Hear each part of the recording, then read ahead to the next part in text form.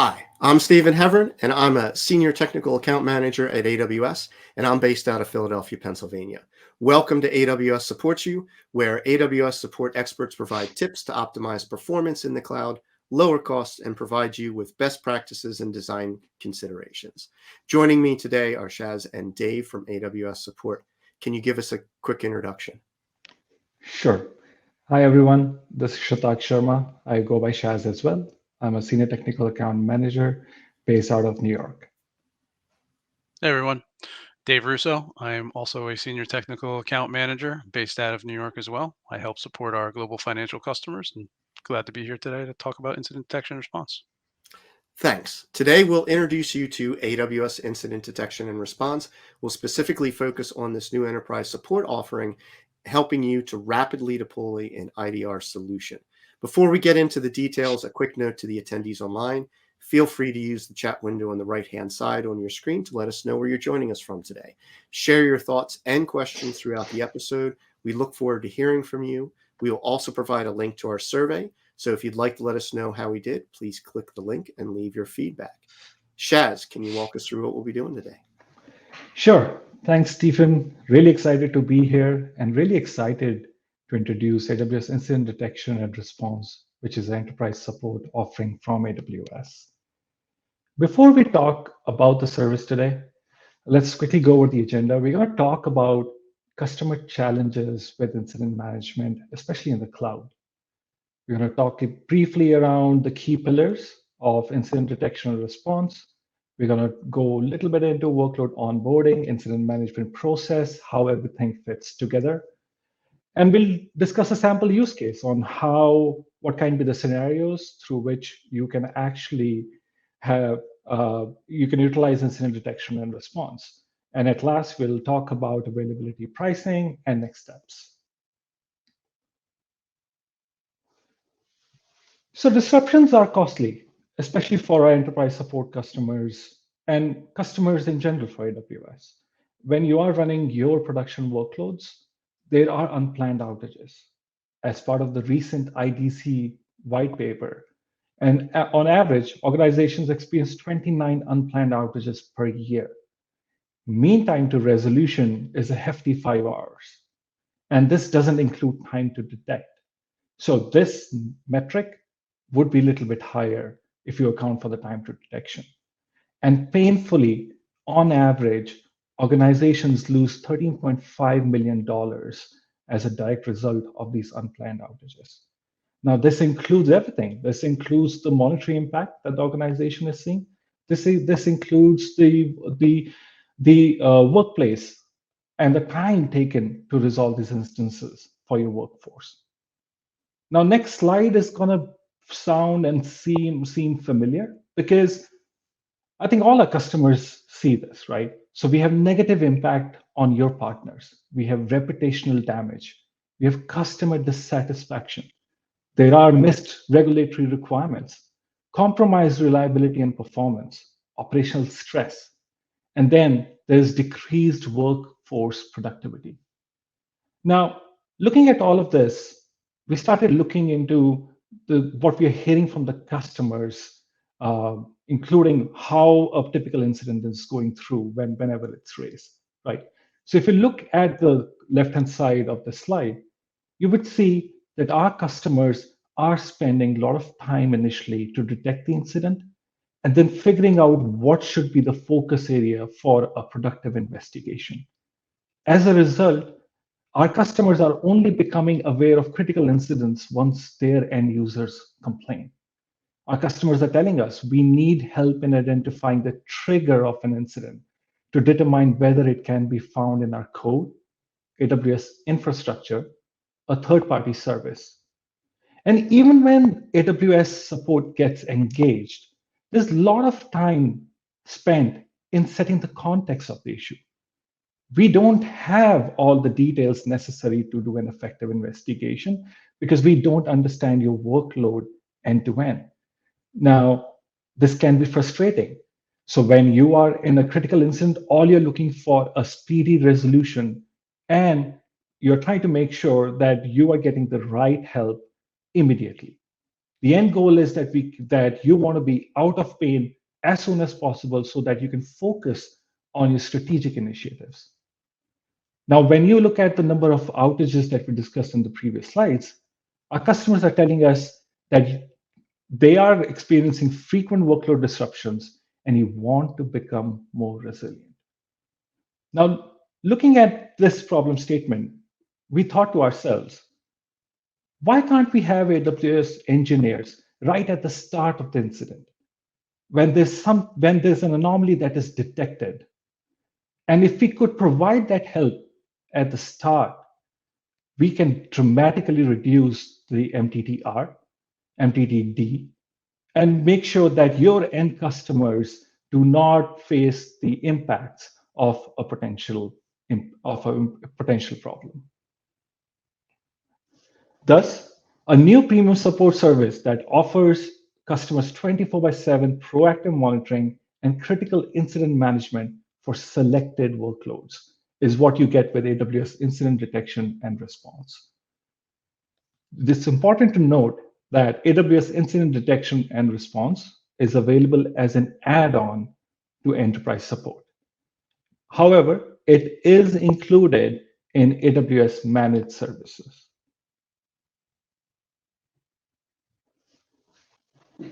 In this slide, we're going to talk about the key pillars of incident detection and response.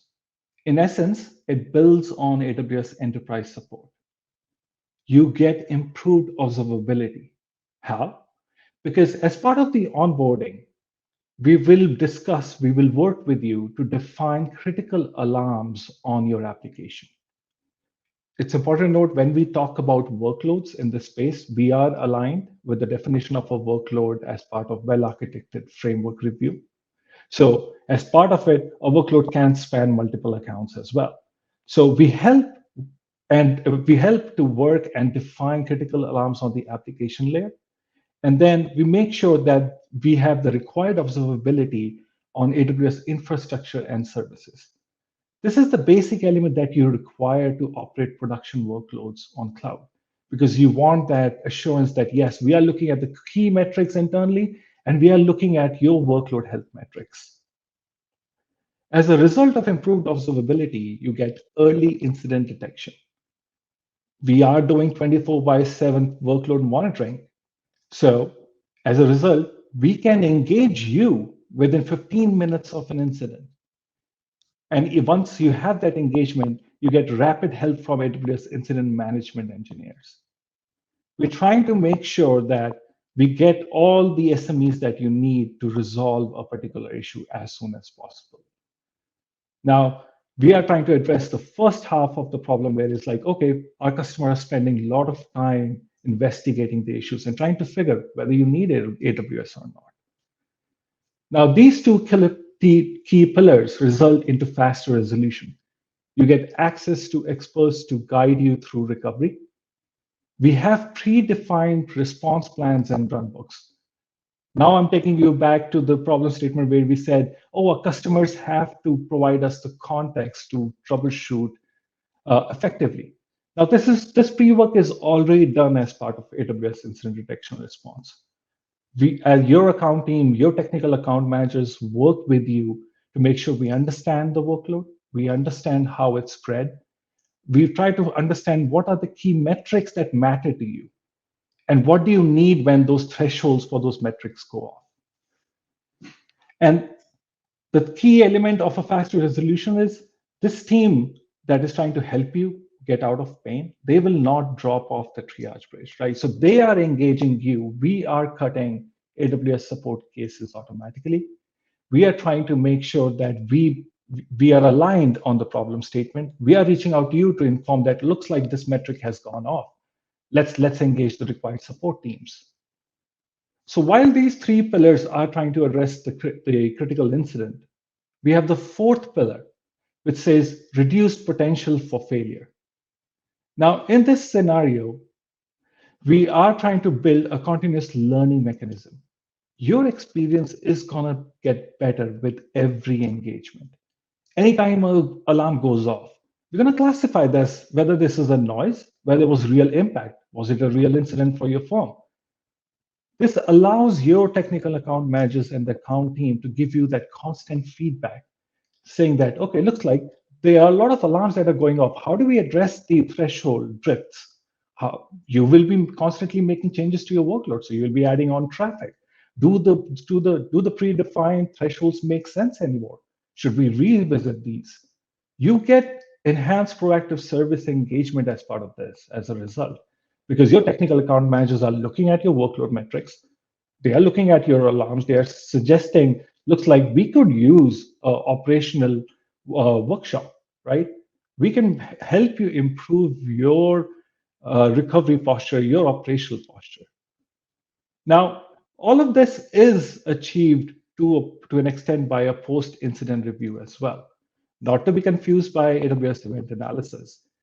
Post-incident review contains a summary of when did the alarm go off, what was the alarm that went off, what did we do to help you get out of pain, and what are the strategic action items we can take to further optimize the monitoring and observability. Your technical account managers are going to work through all of these details and will make sure that we can create a path for the workload to be more resilient, where we are working on observability, and we are trying to make sure that you can withstand some failures and your monitoring is what you need for a critical workload running on AWS. Looks like we do have a question. Will I still be able to raise critical cases on my own for my workloads with AWS Incident Detection Response? So I can have Dave bring up Dave to be brought in as well. Great, thanks. So of course, you can absolutely still raise critical cases on your own. Critical cases will be managed using the existing processes though. So, they're still subject to the standard 15-minute response time targets for AWS enterprise support. But with the value add of having incident detection and response for your workload, I would say it's still best practice to let your AWS incident management engineer engage you during a triggered event. Thanks, Dave. We don't have any other questions in the queue from the audience. I actually have a question, if you don't mind. Sure. What role does my monitoring team or my customer's monitoring team play when my workload is monitored with AWS incident detection and response? All right, great question. So with AW Incident Detection and Response, it works in partnership with customers' monitoring teams and is focused on management of those critical incidents, right? So for many customers, their monitoring team is the team that our incident management engineers reach out to when there's an issue is detected. So whether it's through a call bridge, email distribution, they are the team that is often contacted as part of the runbook that's created when an alarm is triggered and the incident has taken place.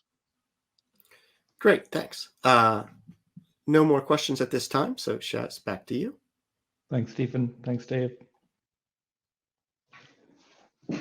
Now, comparing the two sides of the incident management with AWS Incident Detection and Response, you get accelerated recovery path when minutes matter. I would like to quantify whenever there's an incident on how many minutes we could have saved, how many hours, how many essential hours we could have saved, all for the customers, for the workforce, and also the monetary impact that could have been prevented. So on the left-hand side, you see that there's the same column that we saw before, is where we have several hours being spent to detect an incident, valuable time lost isolating a fault layer. Now this you're trying to make sure that you can figure out what's causing the pain. Is it the application?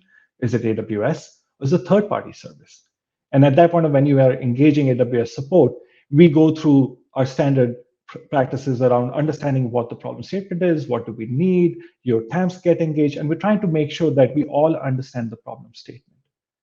Now, with AWS Incident Detection and Response, the whole workflow is streamlined. We already know what the workload is looking for when a particular metric is breached, right? We are cutting automated AWS support cases to the queues for the services that directly contribute to the metric for your workload. As a result, we are also trying to engage you. All of this happens in 15 minutes, right? So alarm goes off. We have already cut the support case. We are calling you. We are saying the bridge is ready. Let's look into this problem. Is it a real problem, right? And then it helps you kind of rule out things faster, right? So when we are doing the investigation, we already know, okay, looks like this workload doesn't really depend upon EKS, right? This is the ECS workload. So we know where the cases are going and which SMEs we are bringing in. And also, what are the dependency? Does the workload have a DR configured? Do we really need to kick off DR? How big is the blast radius? Right? That's one of the biggest questions is our customers ask. Is like, okay, is this only me? Or is it a larger problem that is happening, right? So you get that quick validation for your production workload when minutes matter. So that's the tagline I want all of us to remember, that this is an accelerated recovery path when minutes matter. Now, let's talk a little bit more about workload onboarding and the incident management process itself. How do we achieve this accelerated path, right? So as part of the onboarding for AWS incident detection and response, we will perform a workload review to gain context of your workloads and their underlying AWS infrastructure and services. The idea behind this is to map out the dependency that you, as a customer, are using or adding on your workload in order to get a business function done, right? It's really important for us to get this context so that we can line up our runbooks and response plans as soon as possible. There's no need to do a sequential analysis when you have a metric that's going off. Typically, in today's world, when a metric for EC2 goes off, we are looking at EC2. At some point, you will see, okay, looks like this is not really a compute problem. Looks like this is a database problem. And then we've already spent 3 hours, 2 hours investigating a particular section of your workload, but now we are pivoting off and going towards RDS, right? So this section helps us to understand what are the key components for your workload that you are utilizing as part of the workload in production. The second aspect is setting up observability to monitor the underlying AWS infrastructure and services employed by your workloads, right? So we will definitely help in case of defining critical alarms and metrics. Your technical account managers are going to work with you to ensure that, yes, you are ready for AWS incident detection and response. And once done, your technical account managers are going to work with our internal teams to ensure that we have the right pane of glass where we are able to look at the key metrics that matter for your workload. Once that is done, we're going to define critical alarms at the application layer by working with you. We can't go to your accounts and do anything, right? So this is all working with you when we are going through the onboarding phase. So you will be setting up these alarms for your workload, setting up the appropriate thresholds that matter to you. And of course, we will bring in the SMEs if you need it. Once these three aspects are done, the internal team for AWS Incident Detection and Response will define the automated response plans and runbooks. And they will utilize these for managing critical incidents. The key point is we are not dependent on a set template for onboarding for a customer. We understand all of our customers are different. They are employing different workload strategies. They have different mitigation plans, DR strategies, and they have different observability maturity levels, right? So you want to make sure we create a template or a framework where this is flexible, right?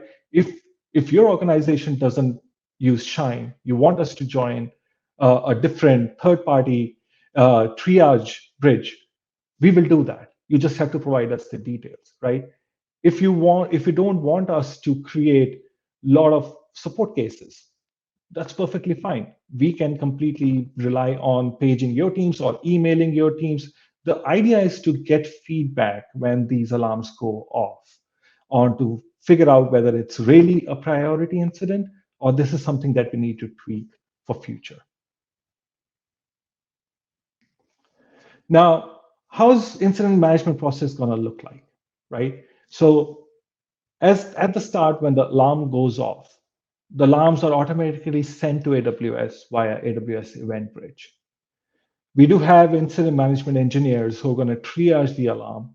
They will cut the support case if needed, and then they will set up a call bridge with the customer, right? Again, coming to the point, all this is flexible, right?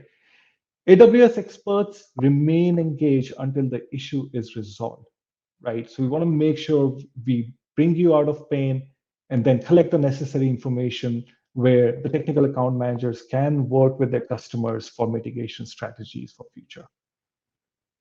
Once the incident is resolved, the incident management engineers are going to generate a post-incident report. And this is on a case-by-case basis upon request. But our intention is to make sure that we can record the impactful events and provide data back to you to ensure that you can work on the strategic items. Once these 4 action items are done, the lessons learned are applied to response plans and runbooks, right? The idea is to help you with observability. The idea is to help you become more resilient. The idea is to help you become more operationally mature. So this experience will only get better with every scenario, with every engagement. So at this point, I would like to bring in Stephen and Dave back to see if you have any more questions. Thanks, Chaz. We do have another question from JibJab06, who wants to know, how do I onboard individual workloads into the service? Sure. So workload onboarding starts after the accounts that make up the workload are subscribed to AWS Incident Detection and Response. So your TAM will set up a cadence with you and work through the workload onboarding process, right? The focus of the workload onboarding process is for your AWS team to collect as much context and about the workload that you're willing and able to share. The more you are, the better it is we're able to handle incidents. So that may include architecture diagrams, ARNs, the function of the services used in your workload, and the critical alarms that speak to that workload's outcomes. So, and we'll also develop runbooks and response plans for incident management, during that onboarding process. Thanks, Dave. I have another question myself for this. So if I've instrumented a workload for monitoring all my workloads, say using App Dynamics, New Relic, Dynatrace, Datadog, SignalFX, one of those tools, can I use AWS Incident Detection and Response with my existing management tools? So incident detection and response only supports AWS CloudWatch alarms for now, but like all AWS services, we'll continue to grow and evolve, expand our capabilities. So customers can migrate their observability to CloudWatch, or during onboarding to incident management detection and response, their AWS team can help them migrate their observability over to CloudWatch. Great. Thanks, Dave. No other questions. So Shaz, back to you. Perfect. Thanks, Stephen and Dave. So the key point here is that the technical account managers will ensure we provide you the right help that is needed to onboard your alarms from any other internal dashboards that you are maintaining onto CloudWatch. As of today, our integration works through CloudWatch only, but we'll keep you updated as new features get launched for AWS Incident Detection and Response. So we have discussed a lot about the service. I wanted to bring in a sample use case to demonstrate how AWS Incident Detection Response works, right? So this is a sample integration on how it would look like with AWS Incident Detection Response. You have your workload. This is a standard workload where you have EC2 instances, you have RDS instances for databases, and then you're leveraging elastic load balancers for your traffic distribution needs. Now, overall, these 3 infrastructure elements are serving a business function, right? So hence, there is a business application that is leveraging these resources as part of your workload. Now, there are different ways our customers have been instrumenting CloudWatch, right? So you will have vendor metrics for EC2. You may also come up with custom metrics for EC2. You will be leveraging CloudWatch metric data for RDS. And then similarly, you will be leveraging CloudWatch metrics for ELB. But then you're also creating business application level of alarms, right? So that can be orders per minute, transactions per second. Those are the key metrics that you are tracking for checking the well-being of your workload and ensuring that you are serving your customers. Now, when each of these alarms go off, these will be ingested by AWS Incident Detection and Response. As a result of the predetermined runbooks and response plans, automatic AWS support cases will be raised. There will be occasions where we will be leveraging AWS Health as well to say we want to let you know of something that's happening, right? So communication methods, as I said in the beginning, are flexible. We will be leveraging emails. We will be leveraging triage bridges as part of this process. But strictly looking at AWS console, this is how the key pillars are laid out for AWS incident detection and response. Now let's look at a scenario one, which is a business application and you're leveraging a functional alarm, right? So it's important to note that whenever we are ingesting a business application and a functional level alarm, it makes us easy to assess impact to your application. On the screen right now, you see orders per minute. Uh, this is a sample application I just built and created a metric to demonstrate the effectiveness. But if you see, here I'm tracking that I should be getting at least 5 orders for 5 minutes for my application.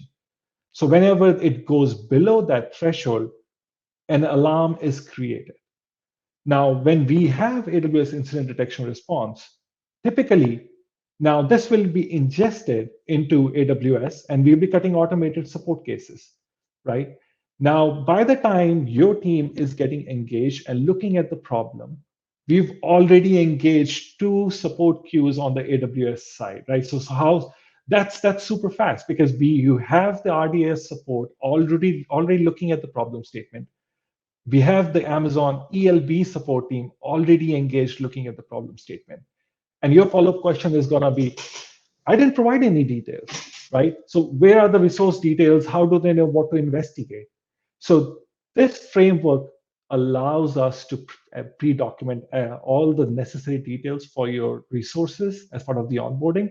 That's the exact same information we use to cut these support cases as part of the response plans and runbooks, right? This is within the first 15 minutes.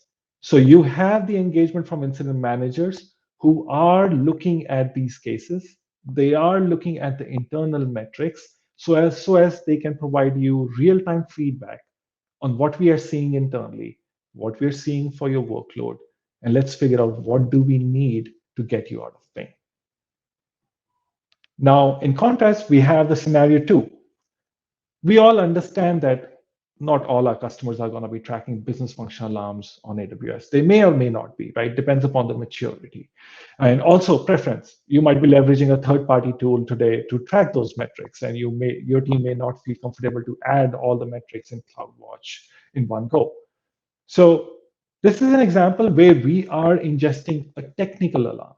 So as part of the onboarding, you're going to share with your technical account manager and the incident detection response team a particular CloudWatch ARN. Now on the screen, you see active connection count, right? So all it's saying is that if my active connection count on the ELB goes below a certain threshold, that means my application is impacted. I need help. Maybe the users cannot sign in. Maybe the orders cannot go through, right? So in this scenario, as per the runbook, we will cut an automatic case to Amazon ELB support team. So the ELB support engineer is already looking into the health of the ELB concern. Incident managers are engaged, right? So they are also looking at these internal metrics. They are working with the engineers. They are giving you real-time feedback on what's going on. And it is a possibility that during the triage, the team may say, hi team, we don't see any issues with the ELB. I think we need to move on to the next layer, which is going to be the RDS team, right? So you don't have to worry about creating separate cases. You don't have to worry about setting the context. Incident managers are going to run with it. They're going to make sure that they can rule out as many resources as possible as part of the triage as fast as possible. Now, it's also, I think it's expected that you may say, anytime this alarm goes off, I want you to treat this as a business function alarm, right? I want you to investigate ELB and RDS support. So that's perfectly doable as long as it helps in the triage process. The flywheel approach that we discussed about incident management, we can leverage it. We can optimize these response plans and runbooks, right? So this is going to get better every time something happens. And also your technical account managers are going to gather this data and going to work with you to help you cut the noise and make sure we can get you the help that you need. So those two scenarios were examples on how to get that accelerated recovery path when minutes matter, right? So at this point, I think we can easily summarize which all phases we can provide value. This provides value right at the beginning. As soon as the alarm goes off, you have AWS engagement. You have AWS engineers looking at resources already. And when we are on a triage bridge, the investigation timeline is truncated because there is no time spent in explaining the context, how the workload looks like, what are the accounts that needs to be investigated, and what are the resources that needs to be investigated. And all of this gives us the expressway, as I like to say, for incident resolution as part of AWS incident detection and response. With that, I would like to bring in Dave to talk about availability pricing and some next steps. Great. Thank you.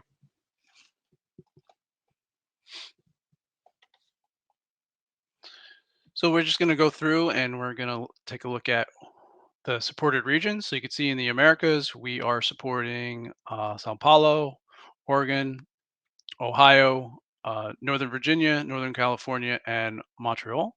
And then in Europe and EMEA region, we are supporting London, Ireland, Frankfurt, Paris, and Stockholm. And then in APAC, we are supporting Tokyo, Sydney, Singapore, Seoul, and Mumbai. And just a note that currently supporting English language only. And then jumping into pricing. So AWS Incident Detection and Response is priced as the greater of 7K or 2% of the AWS usage accrued by the accounts enrolled in AWS Incident Detection and Response per month. Likewise, if there are multiple accounts enrolled, that would be the aggregate of that. So it would be the greater of 7K or 2% of that aggregate cost. So for next steps, next steps for customers should be, meet with your account team, meet with your account manager or your technical account managers and discuss your use case, right? Talk about your critical workloads or your production workloads and, how you would like them covered with incident detection response. I will send it back over to Stephen to see if we have any other questions from the audience. Thanks, Dave. Thanks, Shaz. Appreciate that. So we do have 2 questions from Jib Jab. So they are asking, can I purchase AWS incident detection and response for a fixed duration? If so, how do I subscribe or unsubscribe an account? And can I purchase it for a fixed duration? Sure. So let's focus on the first piece first. So for a fixed duration, yeah. So you could subscribe an account to incident detection and response for a fixed duration. It's a minimum duration of 90 days. So after that 90 days, you can cancel anytime with a 30-day notice to unsubscribe your account. So if you're, a great use case would be if you're only looking for a short term, if you are migrating a critical workload or going live with a new critical workload and supporting those events with our infrastructure event management that's free with enterprise support, incident detection and response great add-on for that duration. And the second one was, how do you subscribe or unsubscribe? So you can subscribe or unsubscribe your accounts through incident detection and response by raising an account and billing case with AWS support from the console. And subscription can be only performed by creating that request from your payer account. And then, as mentioned earlier, if you to unsubscribe, it's a minimum of 30-day notice to remove those accounts from the service. Great, thanks. So, building on that, how long then does it take to onboard something into AWS Incident Detection and Response? Sure. So for customers that are already far along on their cloud journey um, and have mature observability already set up, onboarding could be as quick as 2 weeks. For customers that are just starting out and don't have any observability or very minimal observability set up, that's obviously going to extend the onboarding process. But for those customers, we might want to run something like Chaz mentioned earlier, our proactive services workshops, like building a monitor strategy, um, and then maybe for helping with those run books, incident management, tabletop exercise. Then we could also bring in our special solution architects to help work with customers to choose what alarms would be best for their workload, and even working backwards from their business requirements to set the appropriate thresholds. So it's really just you're helping them no matter where they are, you're going to help them get on and start it. Um, Absolutely. with that, is there a way you can do just specific workloads in a single account? If you only say you want to do a fraction of that, you've only got one workload that you're really interested in doing.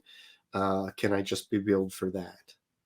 So it's currently billed at the account level. So incident detection response is charged at like that 2% that we mentioned earlier of your monthly usage accrued by accounts subscribed to the service monthly, or, with that minimum of 7K. So billing is calculated at the linked account level.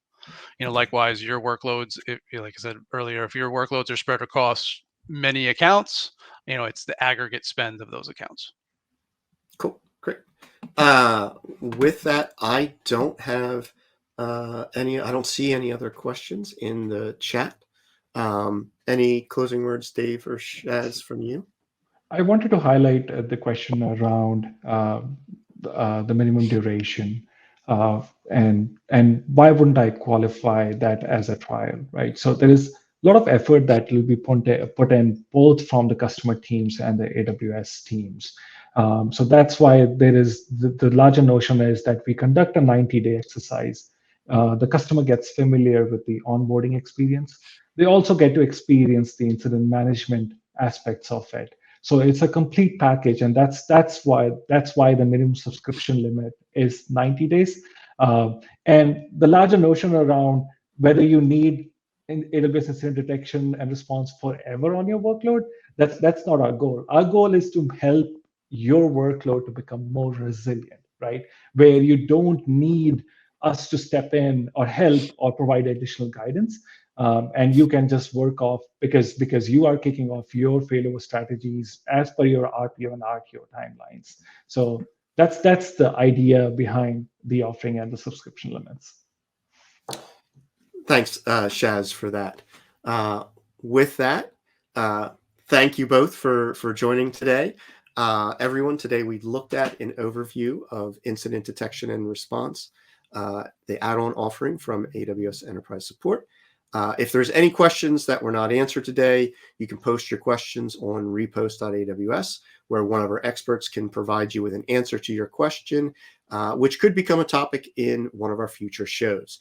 If you have feedback for us, please check out the chat box on the right for a link to our survey, or you can email us at awssupportsyou@amazon.com. We want to hear from you. Tell us what you would like to see from us on this show. Be sure to join us next Monday, December 12th at 11 a.m. Pacific, 2 p.m. Eastern, where we'll be introducing Amazon Aurora Serverless.